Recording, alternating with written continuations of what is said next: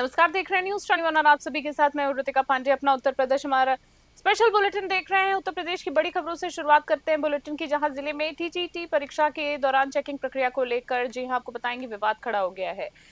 मामला Saint Xavier school Chilbila परीक्षा केंद्र का है, जहां प्रवेश से पहले की गई सख्त जांच को लेकर परीक्षार्थियों और परिजनों में नाराजगी देखने को मिली है। बात करते हैं आगे खबर में, जहां पर आरोप है कि परीक्षा केंद्र के गेट पर महिला सुरक्षा कर्मियों द्वारा बुर्की में चेकिंग की जा रही थी और इस दौरान परीक्षार्थियों ने धार्मिक चिन्ह और व्यक्तिगत वस्तुएं जैसे कि कंगन, चूड़ी, क्लिप, जनेऊ, घड़ी और बिंदी आदि उतरवाए जा रहे थे। इस पर परिजनों ने विरोध जताया, जिससे मौके पर तनाव की स्थिति बन गई। सूचना पर शहर कोतवाल सुभाष यादव पुलिस बल के साथ मौके पर पहुंचे और स्थिति को नियंत्रित किया। बाद में परीक्षार्थियों को परीक्षा केंद्र में प्रवेश दिया गया।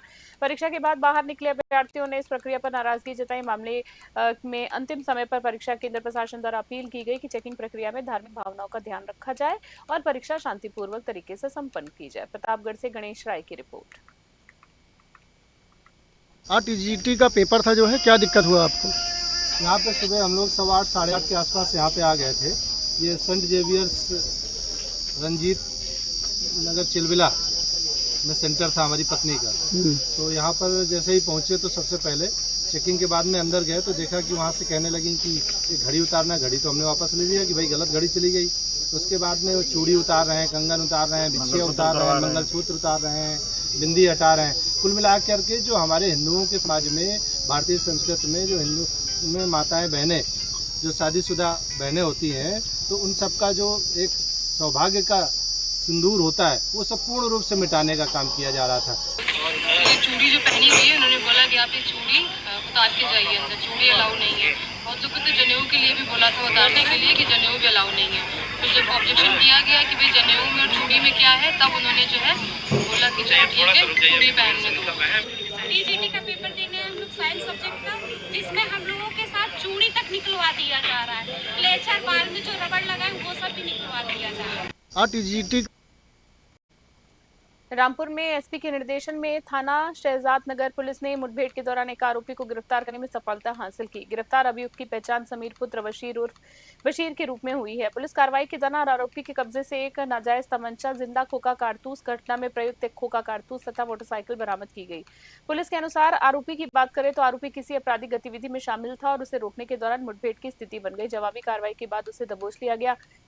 फिलहाल पुलिस आरोपी से पूछताछ कर आगे की कानूनी कार्रवाई में जुटी है। रामपुर से शाहबाज खान की रिपोर्ट।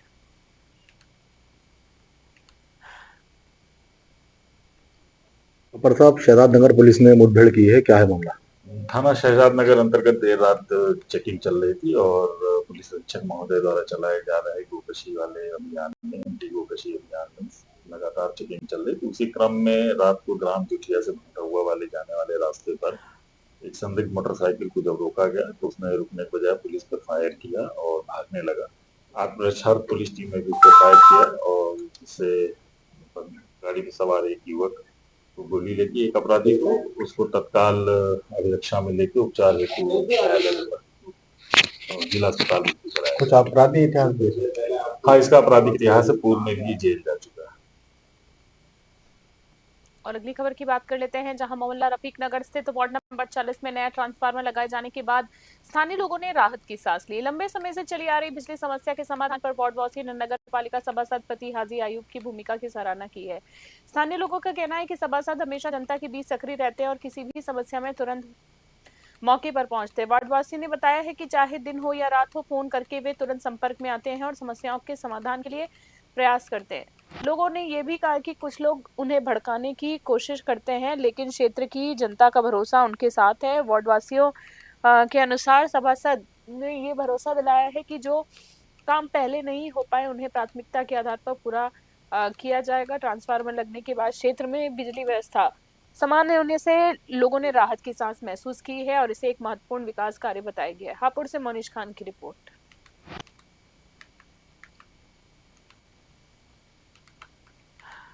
बस मैं कहना चाहता हूं कि सबसे पहले तो मैं हमारे बिजली अधिकारी, उच्च अधिकारी जो हमारे कहने से ट्रांसफार्मर लगाया उन्होंने, उनका धन्यवाद, उनका शुक्रिया अदा करना चाहता हूं मैं।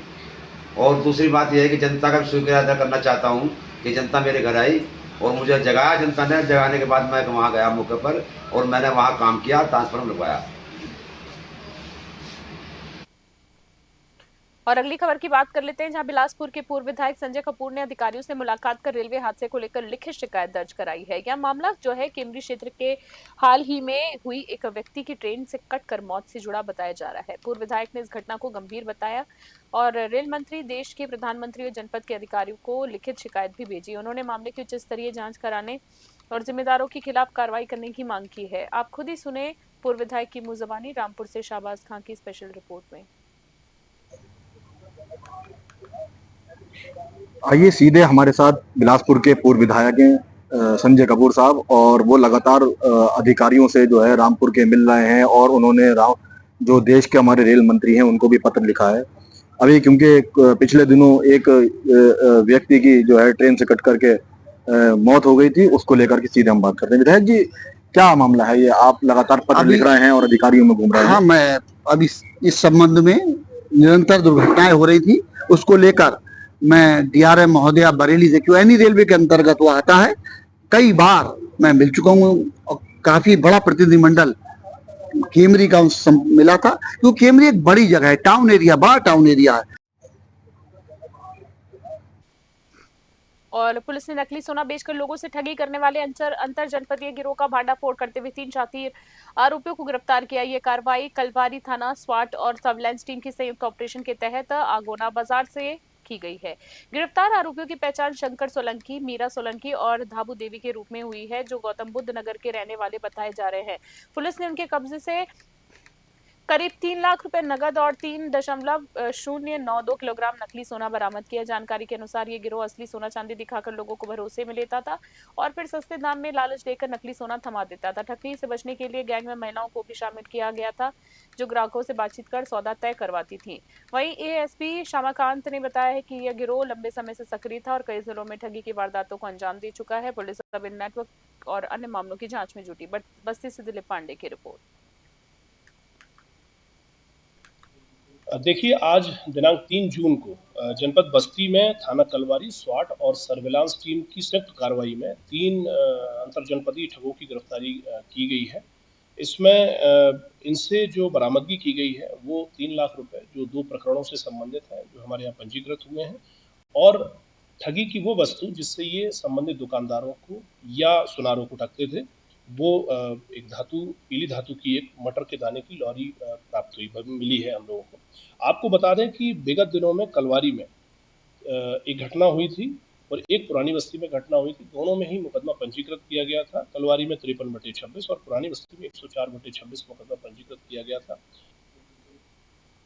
और बाबा गंभीरनाथ प्रेक्षागृह में आयोजित गोरखपुर, आजमगढ़ और बस्ती मंडलीय खरीफ उत्पादक संगोष्ठी 2026 का मुख्यमंत्री योगी आदित्यनाथ ने शुभारंभ किया है। जी हां, आपको बता दें, इस दौरान उन्होंने किसानों के हित, कृषि विकास और सरकारी योजनाओं पर विस्तार से बात की।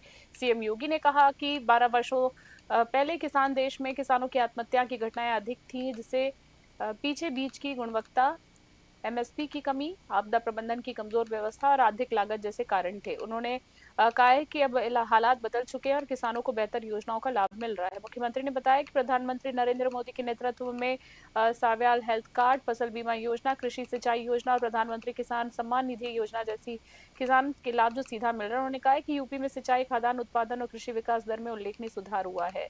और सीएम की अगर हम बात करें, उन्होंने उदाहरण देते हुए बताया कि भारतीय आम और अन्य उत्पाद विदेशों में कई गुना अधिक कीमतों पर बिकते हैं। गोरखपुर से देवेंद्र प्रताप सिंह की स्पेशल रिपोर्ट।